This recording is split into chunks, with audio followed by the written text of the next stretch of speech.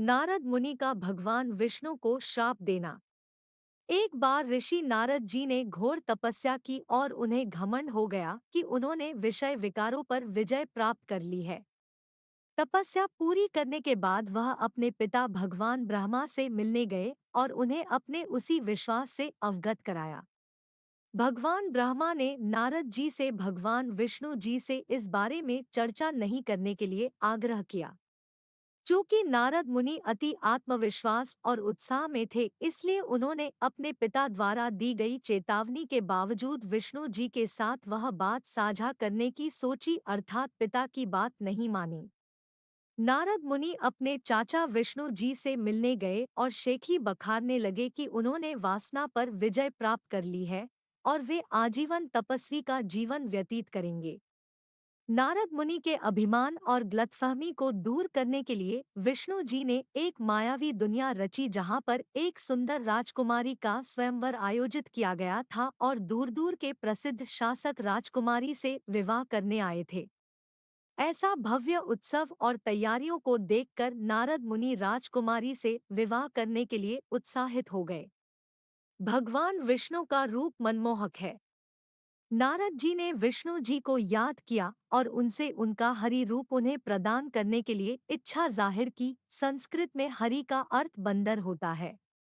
भगवान विष्णु ने चतुराई से तथास्तु कहकर सहमति दी और नारद जी का चेहरा वानर की तरह परिवर्तित हो गया, जिससे नारद जी अनजान थे।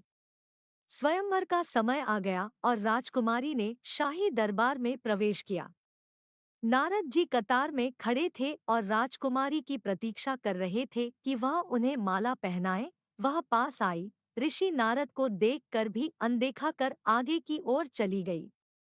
नारद मुनि चौंक गए कि राजकुमारी ने उनकी उपेक्षा क्यों की। दूसरा मौका देते हुए नारद मुनि एक और पंक्ति में आगे बढ़े, जहां राजकुमारी को अगले पल पहुंचना था। दूसरी बार भी राजकुमारी ने नारद जी को नजरअंदाज कर दिया। तब उनके पास खड़े किसी व्यक्ति ने नारद जी के बंदर रूप का मजाक उड़ाया, जिससे नारद मुनि नाराज हो गए। तब उग्र नारद मुनि ने भगवान विष्णु को श्राप दिया, तुम अपनी पत्नी के वियोग में एक पूरा मानव जीवन व्यतीत करोगे और मेरी ही भांति वियोग का दर्द झेलोगे और बंदर जैसे मुख वाले प्राणी तुम्हारी मदद करेंगे। टिप्पणी: पुण्य आत्माओं। यहाँ साधकों को ब्रह्मकाल के भयंकर जाल को समझने की आवश्यकता है। वह धोखेबाज है। वह इस तरह की रणनीति निभाता है। सबसे पहले ब्रह्मकाल ने विष्णु जी को नारद जी के घमंड को कुचलने के लिए प्रेरित किया, जिससे विष्णु जी ने एक मायावी दुनिया रची। फिर नारद जी ने विष्णु जी के समान सुंदर दिखने की इच्छा से उनका आह्वान किया। विष्णु जी ने नारद जी के साथ छल किया, जिसके परिणामस्वरूप नारद जी ने विष्णु जी को श्राप दिया।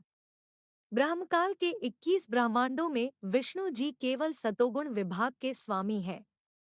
उनके पास विभिन्न प्रकार की सीमित शक्तियां हैं। यहाँ तक कि ऋषि नारद भी कोई सामान्य व्यक्ति नहीं है।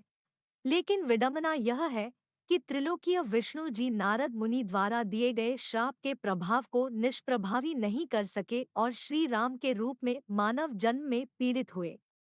सर्वशक्तिमान कबीरदेव अपनी अमृतवाणी में बताते हैं,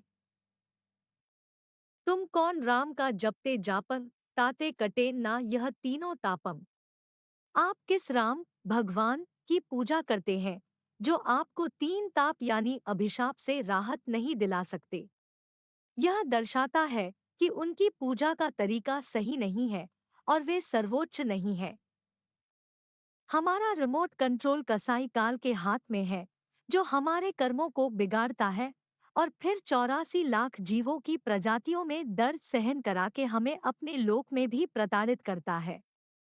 यहाँ तक कि विष्णु भगवान भी इससे नहीं बचे हैं। महत्वपूर्ण तीन ताप यानी अभिशाप केवल सद्गुरु की शरण लेने और सत्य भक्ति करने से ही निष्प्रभावी होते हैं। सद्गुरु भक्ति मार्ग में महत्वपूर्ण भूमिका निभाते हैं। यहाँ तक कि भगवान राम और भगवान कृष्ण ने भी गुरु धारण किए थे। सर्वशक्तिमान कबीरदेव सूक्ष्म वेद में बताते हैं, राम कृष्ण से कौन बड़ो, तीनों भी गुरु कीन्हा। तीन लोक के वे धनी, गुरु आगे अधीन। श्री राम और श्री कृष्ण तीन लोक के स्वामी थे।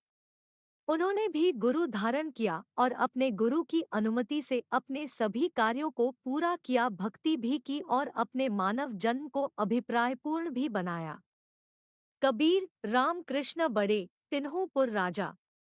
तीन गुरु बंद कीन्ह निज काजा। रामचंद्र जी को गुणों के प्रतीक के रूप में चित्रित किया जाता है। इसके अलावा इस लेख के माध्यम से हम यह भी अध्ययन करेंगे कि भगवान विष्णु पर नारद मुनि के श्राप का प्रभाव शैतान राहुकाल द्वारा कैसे उनके मानव जन्म रामचंद्र जी पर रचा गया था।